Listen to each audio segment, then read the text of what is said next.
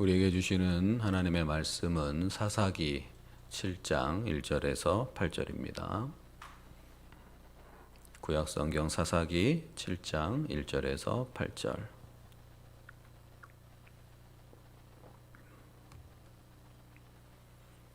교독으로 말씀을 받도록 하겠습니다.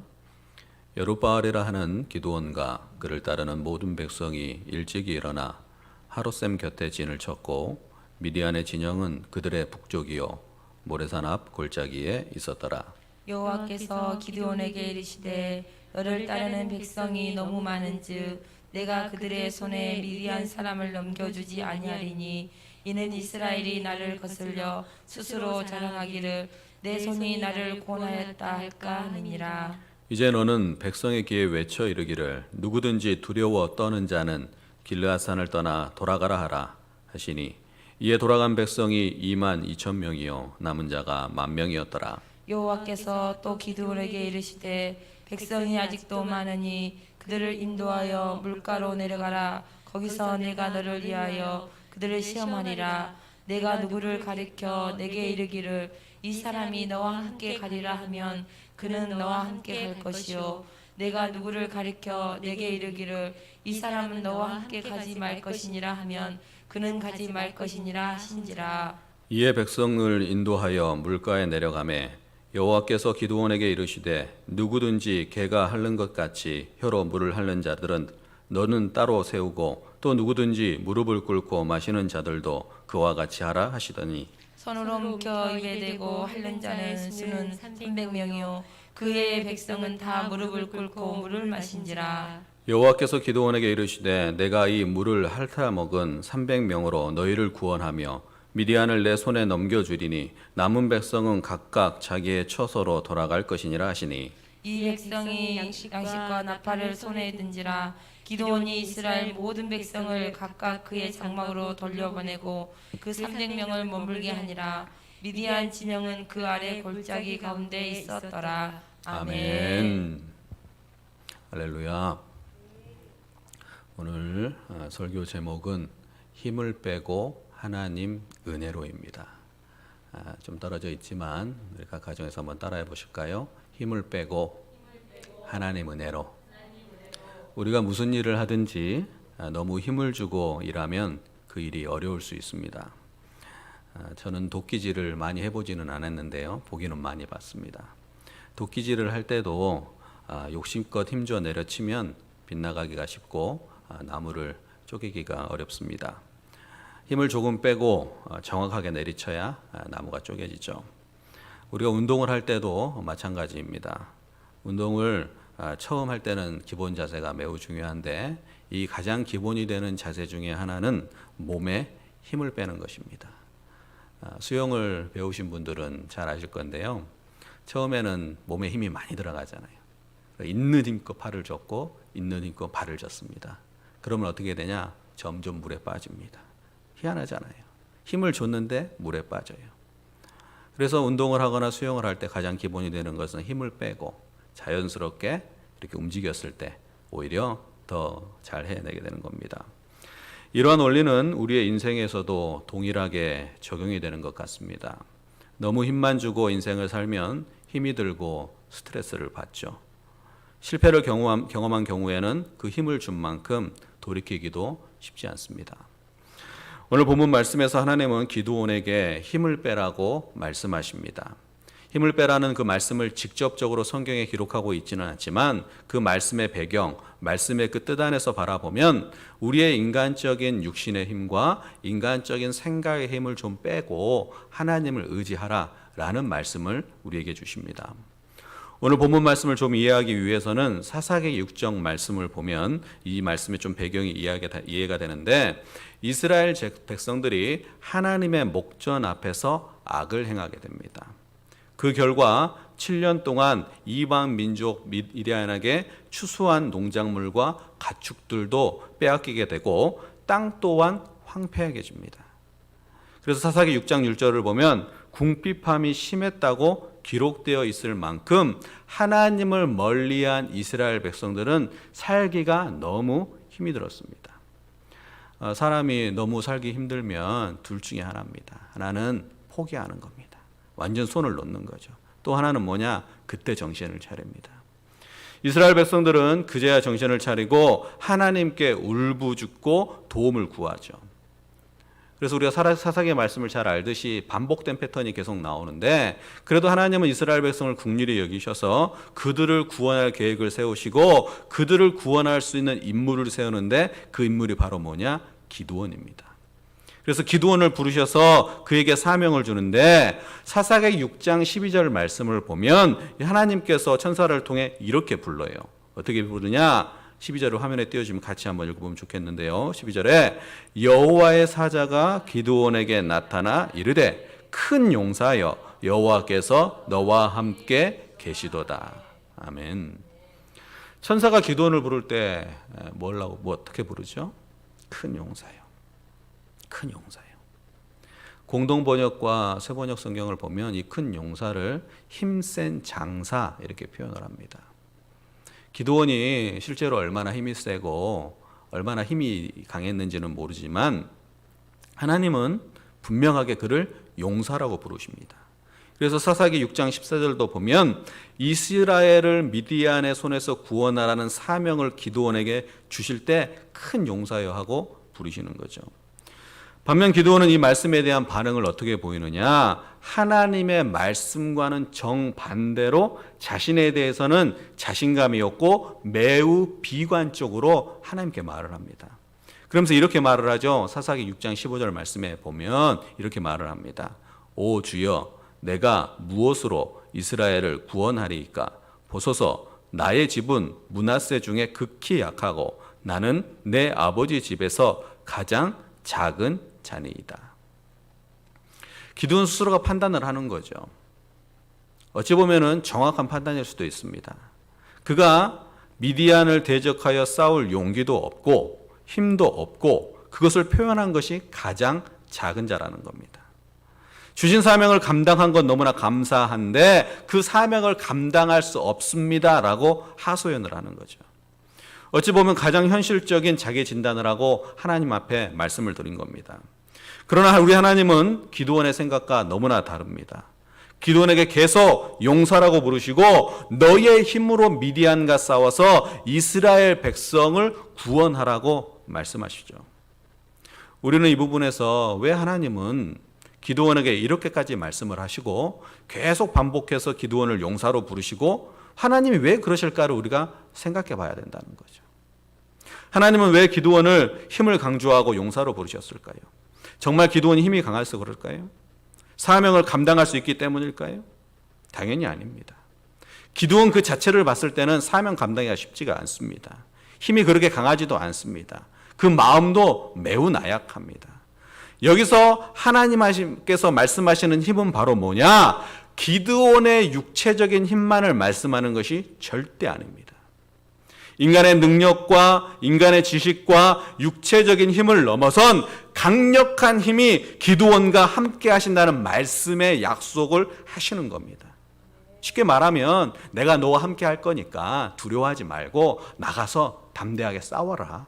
내가 너를 지켜줄 것이다. 이스라엘 백성을 지켜줄 것이다. 그래서 기드온이 하나님을 믿고 의지하면 얻을 수 있는 은혜의 힘이 바로 이 힘이라는 겁니다. 여러분, 우리가 하나님의 은혜를 받는다는 것은 매우 중요합니다. 이것이 우리의 어떤 예수 믿는 사람들의 특권이기도 하죠. 하나님의 은혜를 받는다는 것은 세상을 두려워하지 않고 살 수 있는 비결입니다. 하나님의 은혜가 있으면 나의 삶의 환경과 상황이 좋지 않더라도 절망하거나 낙심만 하지 않습니다. 잠시 잠깐 우리가 절망하고 낙심할 수 있으나 하나님의 은혜가 충만하게 우리에게 있으면, 그 힘이 있으면 절망 가운데도 찬송을 할 수 있고 절망 가운데도 희망을 말할 수 있는 거죠. 이것이 하나님이 주시는 은혜의 힘인 거죠. 우리는 신앙생활을 하면서 자주 이런 얘기를 하잖아요. 은혜 받아야 됩니다. 은혜 받으면 할 수 있습니다. 그런데 우리가 흔하게 말한 것만큼 진짜로 그것을 사모하는 경우가 없을 때가 너무나 많습니다. 힘들고 어렵고 막히고 그런 상황이 왔을 때 하나님 은혜 주세요 이러지 평상시에 잘 하나님 은혜를 구하지 못할 때가 많고 그냥 마치 립 서비스처럼 할 때가 있는 거죠. 기드온은 하나님의 부르심 앞에 매우 현실적인 자기 진단을 하고 사명을 거부하지만 하나님께서는 이미 계획을 세우시고 이스라엘 백성을 구원하시겠다는 뜻을 정하셔서 기드온을 세워서 인간적으로는 매우 약하지만 하나님께서 함께 하심으로 두려워하지 말고 크고 강한 용사와 같이 나가서 싸우라고 말씀하시는 거죠. 결국 기드온은요, 하나님이 주시는 은혜의 힘을 얻고 믿음의 담대함을 갖습니다. 준비가 된 거죠. 말씀이 있었습니다. 하나님이 주시는 은혜가 있었습니다. 그래서 마음을 가다듬고 하나님의 사명을 순종해야겠다라는 마음을 가지고 오늘 7장 말씀에 보면은 그 기드온과 그를 따르는 백성들이 함께 하롯이라는 샘의 곁에 진을 치고 미디안과 대치를 합니다. 싸울 준비가 된 것이죠. 하나님이 함께 하시고 승리의 약속도 있고 또한 기드온을 따르는 사람들도 많습니다. 나름 자기 스스로가 승리할 수 있겠다라는 확신을 했을 것입니다. 그런데 놀라운 것은 대반전이 일어나는데 전쟁을 해야 할 결정적인 순간에 하나님께서는 반전의 말씀을 하셔요. 뭐라고 말씀하시냐? 사사기 7장 2절을 한번 같이 읽겠는데요. 사사기 7장 2절에 여호와께서 기드온에게 이르시되 너를 따르는 백성이 너무 많은즉 내가 그들의 손에 미디안 사람을 넘겨주지 아니하리니. 아니, 하나님께서 언제는 가서 싸워라, 용사다, 담대하라 말씀하셨는데 하나님께서 싸우지 않겠다고 그렇게 말씀하시는 거죠. 사명에 순종하고 마음을 다잡아서 미디안과 싸우려 하니까 기드온에 따르는 사람의 숫자가 많다고 하십니다. 여러분, 숫자가 많으면 좋은 거 아닌가요? 사람 숫자 많으면 좋잖아요. 유리한 조건입니다. 경제 대국을 꿈꾸고 세계 최고를 꿈꾸는 중국이 있잖아요. 중국이 강한 이유가 뭡니까? 사람 숫자잖아요. 사람 숫자. 땅이 넓고 사람이 많잖아요. 그러다 보니까 어떤 힘을 낼 수 있는 거죠. 그런데 하나님은요, 희한하게 숫자가 많다고 해요. 이건 계산으로 맞지 않은 겁니다. 수학적 공식으로 맞지가 않는 거예요. 그러나 사람의 단순한 생각으로 도무지 이해하실 수 없는 그런 말씀을 하나님께서 우리에게 하시는 것이죠. 이스라엘의 숫자를 이렇게 객관적으로 분석을 해보고 또 미디안의 숫자를 이렇게 같이 대비하고 비교를 해보면 이스라엘은 많은 숫자가 절대 아닙니다. 극히 작은 숫자입니다. 사사기 7장 12절을 보면 이스라엘과 대치하고 있는 미디안과 아말렉과 동방 사람들의 숫자가 메뚜기와 같이 많은 숫자가 같고 낙타의 숫자가 바다의 모래알 같다고 기록되어 있습니다. 월등하게 많은 거죠. 월등하게 힘이 있는 거죠. 월등한 군사력이 있는 거죠. 그런데 이에 비해서 이스라엘은 매우 적은 숫자고 그 숫자가 많다고 하는 것이 상식적으로 이해가 안 되는 대목입니다. 전쟁은, 옛날 전쟁은 숫자로 싸우는 거거든요. 숫자로 밀어붙이는 거거든요. 그래서 하나님은 그럼에도 불구하고 숫자가 너무 많다 하시고 사람의 숫자를 제하라, 빼어라 이렇게 말씀하시죠. 여러분, 여기에 하나님의 뜻이 있습니다. 우리는 하나님의 뜻을 잘 알아야 하는데 하나님이 사람의 숫자를 제하라고 하시는 말씀은 미디안과의 싸움은 단순한 육신의 싸움, 육신의 전쟁이 아니라는 겁니다. 하나님이 싸우시는 영적 전쟁이며 하나님의 백성과 이방 백성들과의 싸움이라는 거죠. 하나님이 은혜 주셔서 전쟁에서 이기게 하시는데 너희가 나중에 우리가 힘이 있어서 이겼다 이런 말을 할까봐, 그러면서 하나님을 다시 떠날까봐 하나님께서는 모든 사람의 숫자의 수를 빼고 모든 힘을 빼라는 거죠. 기드온은 하나님의 말씀에 따라서 두려운 자는 떠나라고 오늘 성경에 보면 말을 합니다. 그때 얼마가 떠나냐? 2만 2천 명이 떠납니다. 남은 자는 몇 명이냐? 10,000명입니다. 10,000명. 10,000명 그럼 많은 것 같죠? 그런데 절대 많은 게 아니에요. 그런데 하나님은 또다시 정말 말도 안 되는 말씀을 하시는데 10,000명도 많다 하시면서 다시 한번 선별을 해라. 그래서 몇 명을 뽑아요? 300을 뽑아요. 300. 손으로 물을 움켜 마시는 사람 300을 남게 합니다. 하나님 힘을 빼라 해도요, 너무 빼라고 하는 거예요. 좀 적당하게 말씀하시지. 완전 힘을 빼라는 거예요. 우리는 이 전쟁의 결과를 이미 알고 있기 때문에 편하게 이 말씀을 볼 수 있습니다. 그러나 기드온은 절대 편한 하나님의 말씀이 아니죠. 매우 떨리는 말씀이죠. 두려운 말씀이죠. 혹시 이 숫자로 나가서 당연히 질 것인데 하나님이 도우신다 하는데 과연 이길 수 있을까? 복잡하고 어려운 순간이죠. 만약 이러한 하나님의 말씀이 우리의 삶 가운데 나타나면 어떻게 생각하고 어떻게 반응을 보이시겠습니까? 우리는 계산이 너무 빠르죠. 하나님, 안 됩니다. 얘기할 수도 있어요. 더 힘을 주세요. 더 힘이 필요합니다. 숫자 좀 붙여주세요. 얘기할 수도 있죠. 오늘 본문 말씀을 통해 우리에게 주시는 하나님의 말씀의 핵심은 이것입니다. 전쟁을 하는 것이 사람의 힘으로 하는 것이 같지만 전쟁의 주체는 사람이 아니라 하나님이 하시는 것이라는 것을 확실하게 보여줍니다. 그리고 승리하게 하시는 것은 하나님이죠. 기드온은 다만 하나님께 쓰이는 도구입니다. 우리의 인생을 전쟁터와 같다 이렇게 말을 하죠.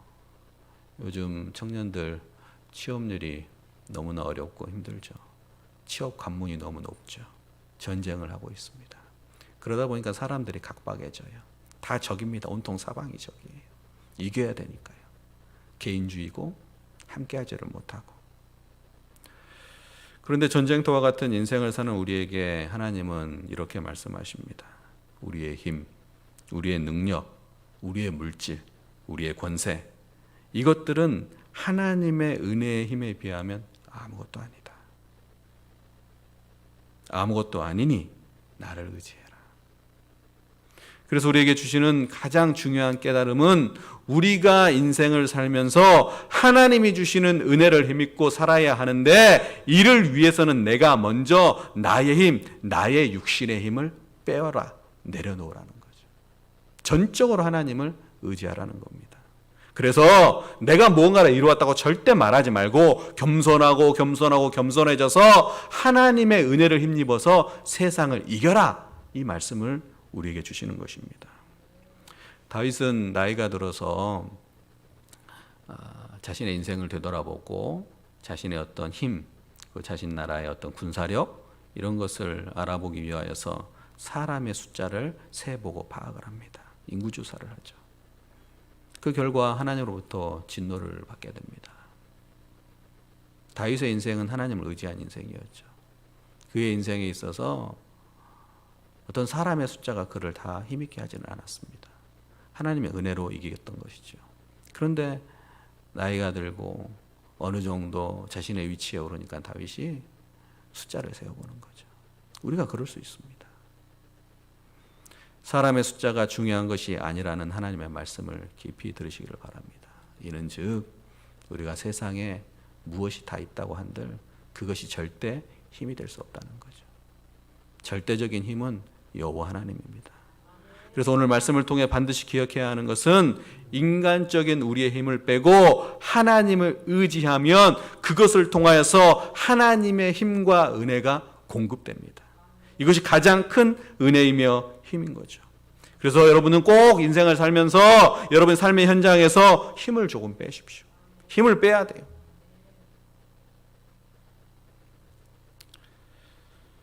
교회에서 사역을 감당하고 또 직분을 감당할 때도 힘이 빠져야 됩니다.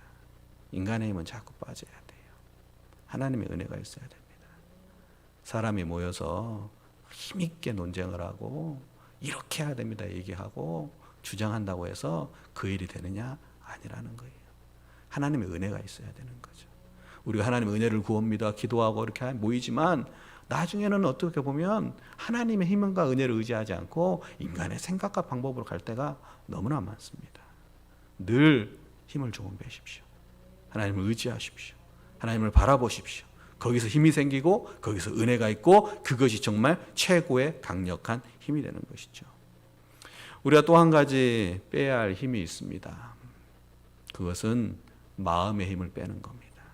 육체적인 힘을 뺐다면 마음의 힘도 빼야 되죠.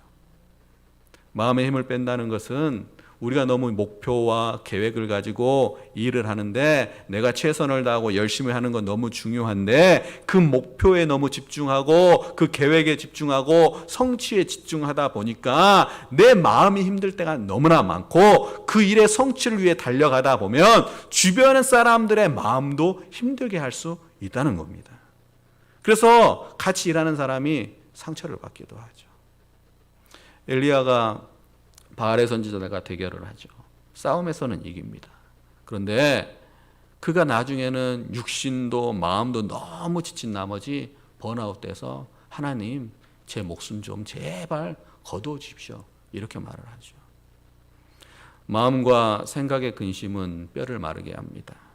그래서 우리는 마음을 비워야 돼요. 이웃 종교가 뭐 마음을 수양한다, 마음 수련한다 이런 얘기 하잖아요. 수련의 문제가 아니에요. 수련한다고 마음이 될까요? 어느 일정 부분은 되겠지만 이 마음을 누구에게 드리냐? 우리 하나님께 드려야 되죠. 하나님께 드리면 이 마음에 잔잔함이 있습니다. 평안이 있습니다. 고요함 중에 강함이 생기는 거죠. 그래서 너무 일의 성취를 위해서 마음을 다 전적으로 쏟고 하나님을 잊지 말고 하나님을 기억하고 하나님의 은혜의 힘을 얻어서 마음 동안 풍성해지고 기쁨이 있고 감사가 있고 그래야 해서 더 큰 하나님의 역사를 이루는 저희들이 삶이 되기를 주님의 이름으로 축복합니다. 잠언 16장 3절을 보면 이런 말씀이 있습니다. 너의 행사를 여호와께 맡기라. 그리하면 내가 경영하는 것이 이루어지리라. 하나님이 경영하시는 거죠. 우리는 함께 가는 겁니다. 여러분의 삶에 인간적 힘은 조금 빼고 하나님께 맡기는 믿음의 태도를 늘 가지시고 은혜로 살아가시기를 축복합니다. 열정이라는 영어 단어가 있는데요. 그 단어는 엔띠아즘입니다. 이 엔띠아즘은 뭐뭐 아니라는 N 뭐뭐 아니거든요. 그 N과 하나님이라는 뜻의 데오스가 결합된 단어입니다. 그러니까 열정 그랬을 때는 어떤 거냐? 그 단어의 뜻대로 해석을 하면은 이 열정이라는 것은 하나님 안에 있었을 때 진짜 비로소의 열정이라는 거예요. 우리가 무엇을 위해서 열정을 가지고 힘을 가지고 나아가자 했을 때 단순히 인간의 힘, 나의 힘만으로 가면 그 열정은 어느 순간 사그라들고 잘못된 열정으로 나아가서 더 문제를 일으키기도 하는 거죠. 우리는 늘 하나님 안에 있어야 됩니다. 거기서 은혜를 받아야 됩니다. 힘이 생깁니다. 열정이 생깁니다. 그러면 나의 주어진 환경 아무것도 없지만 기도원의 300용사처럼 하나님의 말씀에 따라 나아가면 승리할 수 있고 이길 수 있고 담대할 수 있고 나중에는 하나님이 도우셨기 때문에 우리가 이겨낼 수 있었구나. 승리할 수 있었구나. 이렇게 고백하면서 하나님께 영광을 돌릴 수 있는 하나님께 모든 것을 올려드릴 수 있는 우리가 되는 것입니다. 우리도 기도원처럼 소리 없이 약하지만 하나님 안에 늘 머물며 살아갑시다. 그리고 하나님의 은혜를 받고 세상을 담대하게 살아갑시다. 그러면 주님이 함께 하시고 반드시 승리할 것이고 찬송을 부를 수 있을 것입니다. 이러한 축복이 함께 하시기를 주님의 이름으로 축복합니다. 아멘.